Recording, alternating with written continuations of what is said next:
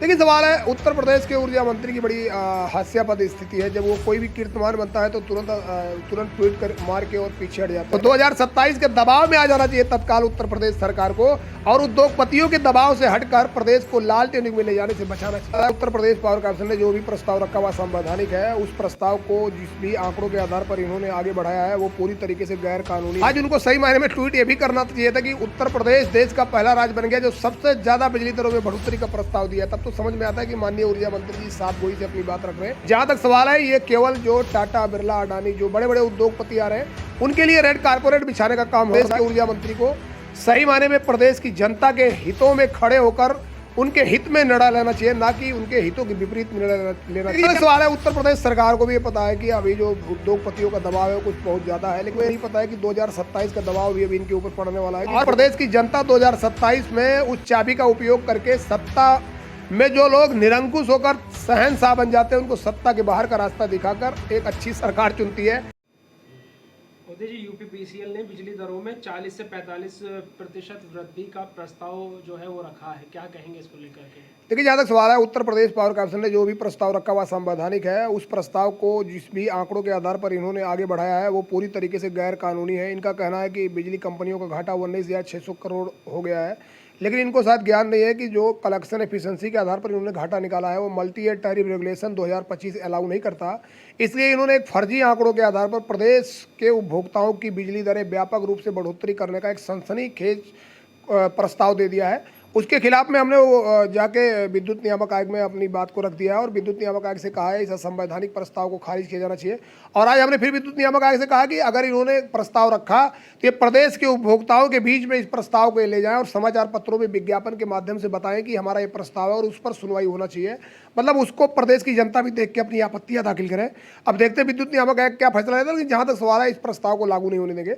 और प्रदेश के उपभोक्ताओं को बिजली कंपनियों पर जो 33,122 करोड़ सरप्लस निकल रहा है उसके एवज में आगे जो 45% बिजली दरों में कमी का प्रस्ताव हमने दिया है उस पर हम बात करेंगे। और आने वाले समय में जब बिजली दर की सुनवाई 7 जुलाई से शुरू होगी तो इनकी हम पोल खोल के रख देंगे और किसी भी हालत में प्रदेश की जनता को लाल टेनिंग में नहीं ले जाने देंगे। जिस प्रकार से बिजली के निजीकरण को लेकर उत्तर प्रदेश सरकार या ऊर्जा मंत्री बिल्कुल अब सजग हैं, कह रहे हैं निजीकरण होकर रहेगा, लेकिन बिजली की दरों पर बात करें तो वो अभी भी इन सवालों से बचते हुए नजर आ रहे हैं। क्या कारण है कि वो इन सवालों से बचते हुए नजर आ रहे हैं? देखिए, सवाल है उत्तर प्रदेश के ऊर्जा मंत्री की बड़ी हास्यास्पद स्थिति है। जब वो कोई भी कीर्तिमान बनता है तो तुरंत ट्वीट कर मार के और पीछे हट जाते हैं। आज उनको सही मायने में ट्वीट ये भी करना चाहिए था कि उत्तर प्रदेश देश का पहला राज्य बन गया जो सबसे ज्यादा बिजली दरों में बढ़ोतरी का प्रस्ताव दिया। तब तो समझ में आता है कि माननीय ऊर्जा मंत्री जी साफ गोई से अपनी बात रख रहे हैं।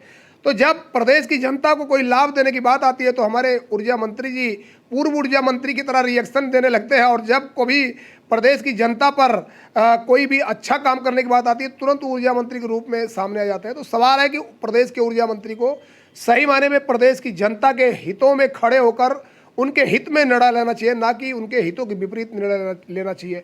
जहां तक सवाल है, ये केवल जो टाटा, बिरला, अडानी, जो बड़े बड़े उद्योगपति आ रहे हैं उनके लिए रेड कारपोरेट बिछाने का काम हो रहा है। कि देखिए, उत्तर प्रदेश में जो आप लोग कहते थे कि 5 साल से उपभोक्ता परिषद बिजली दरों में कोई बढ़ोतरी नहीं करने दे रहा, हमने इतना व्यापक बिजली दर बढ़ोतरी का प्रस्ताव दे दिया है कि अगर आप यहाँ टेंडर में भाग लोगे, जैसे आपको टेंडर मिलेगा आने वाले समय में आपको लाभ ही लाभ मिलेगा। तो सब मिला के जो भी ये प्रस्ताव दिया गया असंवैधानिक है और पूरी तरह गैर कानूनी है। इसका हर स्तर पर विरोध करके और इस प्रस्ताव को खारिज कराऊंगा। और ये कोई पहली बार नहीं है, 6 साल से मैं देख रहा हूँ ऐसे ही ये लोग क्रियाकलाप करते हैं और अंततः इनको मुंह की खानी पड़ती है और फिर मुंह की खाएंगे। जिस प्रकार से आप लोग लगातार निजीकरण को लेकर के लड़ाई लड़ रहे हैं, सोमवार को यानी कल आप लोग ने नियामक आयोग पहुंचे और वहां पर मूक प्रदर्शन भी किया है, लगातार प्रदर्शन कर रहे हैं, लेकिन सरकार के कान पर जू रेंगने के लिए तैयार नहीं है। देखिए, जहाँ तक सवाल है, उत्तर प्रदेश सरकार को भी ये पता है कि अभी जो उद्योगपतियों का दबाव है कुछ बहुत ज़्यादा है, लेकिन उनको ये नहीं पता है कि 2027 का दबाव भी अभी इनके ऊपर पड़ने वाला है। कि 2027 का दबाव सबसे ज़्यादा है क्योंकि सत्ता की चाबी हमेशा प्रदेश की जनता के हाथ में होती है और प्रदेश की जनता 2027 में उस चाबी का उपयोग करके सत्ता में जो लोग निरंकुश होकर शहंशाह बन जाते हैं उनको सत्ता के बाहर का रास्ता दिखाकर एक अच्छी सरकार चुनती है। तो 2027 के दबाव में आ जाना चाहिए तत्काल उत्तर प्रदेश सरकार को, और उद्योगपतियों के दबाव से हटकर प्रदेश को लाल टेनिंग में ले जाने से बचाना चाहिए। 22 जून को महापंचायत है बिजली कर्मियों की, संयुक्त संघर्ष समिति ने इसका ऐलान किया है। उपभोक्ता परिषद इसको कैसे देखता है? आप लोग भी शामिल होंगे इसके में? निश्चित तौर पर अगर कोई भी निजीकरण के को लेकर निजीकरण के खिलाफ कोई भी आंदोलन हो रहा है, निश्चित तौर पर उस पर हमारा समर्थन रहेगा। और जहाँ तक सवाल है शामिल होने का, निश्चित तौर पर ऐसे कार्यक्रम जो अच्छी बात जहाँ होगी, जहाँ बिजली कंपनियों के सुधार की बात होगी और उद्योगपतियों का विरोध होगा, निश्चित तौर पर हम अपनी बात भी इसमें रखेंगे। और जहाँ तक सवाल है कि जो इस प्रकार के भी कार्यक्रम होते हैं उसमें सबको भाग लेकर अपनी बात रखना चाहिए कि क्या सही है, क्या गलत है, क्या होना चाहिए, क्या नहीं होना चाहिए।